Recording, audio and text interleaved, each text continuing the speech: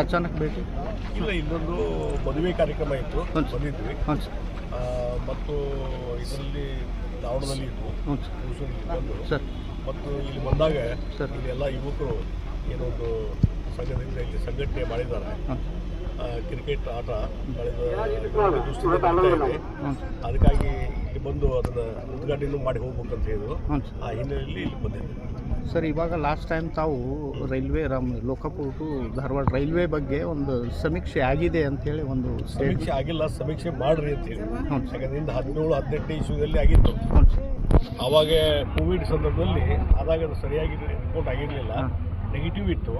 ಅದಕ್ಕಾಗಿ ಮತ್ತೊಮ್ಮೆ ಸರ್ವೆ ಮಾಡಿರಿ ಅಂತ ಹೇಳಿ ನಾನು ಜನರಲ್ ಮ್ಯಾನೇಜರು ಮತ್ತು ರೈಲ್ವೆ ಮಿನಿಸ್ಟ್ರು ರಿಕ್ವೆಸ್ಟ್ ಮಾಡಿದ್ದೇನೆ. ಅದು ಒಂದು ಹಂತದಲ್ಲಿ ಪ್ರೊಸೆಸ್ ನಡೀತಾ ಇದೆ ಮತ್ತು ಜನರಲ್ ಮ್ಯಾನೇಜರು ಅದಕ್ಕೆ ಈಗಾಗಲೇ ರಿಪೋರ್ಟ್ ಕೊಟ್ಟಿದ್ದಾರೆ, ಒಂದು ಟ್ರಾಫಿಕ್ ಸರ್ವೆ ಮಾಡ್ಬೋದು ಅಂತ ಹೇಳಿ. ಅದಕ್ಕೆ ಮತ್ತೆ ಈಗ ನೆಕ್ಸ್ಟ್ ವೀಕ್ ನಾನು GM ಜೊತೆ ನಿಮ್ಮ ಮೀಟಿಂಗ್ ಮಾಡ್ತಾ ಇದ್ದೇನೆ. ಆದಷ್ಟು ಬೇಗನೆ ಒಂದು ರೀಸರ್ವೆ ಮಾಡಲಿಕ್ಕೆ ಒಂದು ಪ್ರಯತ್ನ ನನ್ನ ಕಡೆಯಿಂದ ಆಗಿದೆ. ಒಂದು ಸಲ ರೀಸರ್ವೆ ಆದಮೇಲೆ ಪಾಸಿಟಿವ್ ಆದಂಥ ರಿಪೋರ್ಟ್ ಬಂದರೆ ಅವಾಗ ಹೊಸ ರೈಲ್ವೆ ಲೈನ್ ಮಾಡಲಿಕ್ಕೆ ನಾವು ಇನ್ಸಿಸ್ಟ್ ಮಾಡ್ಬೋದು, ಆ ಪ್ರಯತ್ನ ಮಾಡ್ತೀವಿ ಸರ್. ಈಗ ಮೊನ್ನೆ ಒಂದು ಸಲ ಪತ್ರಿಕೆಯಲ್ಲಿ ನೋಡಿದ್ದೀವಿ ನಾವು 77 lakh rupees ಏನೋ ಸರ್ವೆ ಸ್ಯಾಂಕ್ಷನ್ ಆಗಿದೆ. ಸ್ಯಾಂಕ್ಷನ್ ಆಗಿಲ್ಲ. GM ಅವರು 88 ಲಕ್ಷ ರೂಪಾಯಿ ಇದಕ್ಕೆ ಹಣ ಬೇಕಾಗ್ತದೆ ಅಂಥೇಳಿ ಇವರಿಗೆ ರೈಲ್ವೆ ಬೋರ್ಡ್ ಚೇರ್ಮನ್ ಅವರಿಗೆ ಲೆಟರ್ ಬರ್ತಾರೆ. ಅದಕ್ಕೆ ಅದು ಒಂದು ಪ್ರಯತ್ನ ನಡೀತಿದೆ ಸರ್. ಈಗ ಶಿವರಾಜ್ ತಂಗಡಿಯವರು ಒಂದು ಹೇಳಿಕೆಯನ್ನು ಕೊಡ್ತಾರೆ ಮೋದಿಯವರು ವಿರುದ್ಧ. ಇವರಿಗೆ ಸದನದಲ್ಲಿ ವಿರೋಧ ಪಕ್ಷದ ನಾಯಕರು ಇರಬಾರ್ದು, ಮನೆಯಲ್ಲಿ ಹೆಂಡತಿ ಇಲ್ಲ, ಇಂಥ ರೀತಿ ಮಾಧ್ಯಮದ ಮುಂದೆ ಏನಾಗಿದೆ, ಆ ರಾಹುಲ್ ಗಾಂಧಿ ಹಿಡ್ಕೊಂಡು ತಂಗಡಿ ಅಂತವರು ಭಾಳ ಚಿಲ್ಲರಾಗಿ ಮಾತಾಡ್ತಾರೆ. ಯಾಕಂದರೆ ಅವರಿಗೆ ಚುನಾವಣೆಯಲ್ಲಿ ಗೆಲ್ಲಿಕ್ಕೆ ಆಗ್ತಾ ಇಲ್ಲ.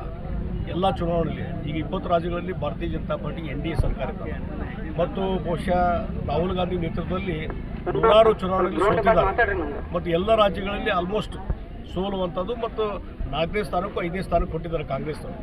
ಆ ಹಿನ್ನೆಲೆಯಲ್ಲಿ ಅವರಿಗೆ ಟಾಲರೇಟ್ ಮಾಡಲಿಕ್ಕೆ ಆಗ್ತಾ ಇಲ್ಲ. ಜನರ ವಿಶ್ವಾಸ ಹೋಗಿದೆ. ಅದ್ರ ಬದಲಿ ಕೆಟ್ಟದಾಗಿ ಮಾತಾಡುವಂಥದ್ದು, ಕೆಟ್ಟದಾಗಿ ಟೀಕಾ ಮಾಡುವಂಥದ್ದು, ಅದನ್ನು ಒಂದು ಹಂತದಲ್ಲಿ ನಾವು ಕಂಡಮ್ ಮಾಡ್ತೀವಿ. ಆದರೆ ಎಲ್ಲದಕ್ಕೂ ರಿಯಾಕ್ಷನ್ ಕೊಡಲಿಕ್ಕೆ ಆಗೋದಿಲ್ಲ. ಅವರು ಕೆಳ ಹಂತದಲ್ಲಿ ಭಾಷೆ ಉಪಯೋಗ ಮಾಡೋಕ್ಕೆ ನಮಗಾಗೋದಿಲ್ಲ ಮತ್ತು ಅದರಿಂದ ಮೋದಿಯವ್ರ ಇಮೇಜ್ಗೆ ಏನು ಕಡಿಮೆ ಏನಾಗೋದಿಲ್ಲ. ಮೋದಿಯವ್ರ ಇಮೇಜು, ಮೋದಿಯವ್ರ ಮೇಲೆ ಗೌರವ ವಿಶ್ವಾಸ ಜನರಿಗಿದೆ. 140 ಕೋಟಿ ಜನರಿಗೆ ಅವ್ರ ಮೇಲೆ ವಿಶ್ವಾಸ ಇದ್ದಾಗ ಈ ತಂಗಡಿಗೂ ಮತ್ತೊಂದು ರಾಹುಲ್ ಗಾಂಧಿ ಅವ್ರು ಭಾಳ ನಾವು ಇಂಪಾರ್ಟೆನ್ಸ್ ಕೊಡಬಾರ್ದು, ಅದು ನೆಗ್ಲೆಕ್ಟ್ ಮಾಡಬೇಕು.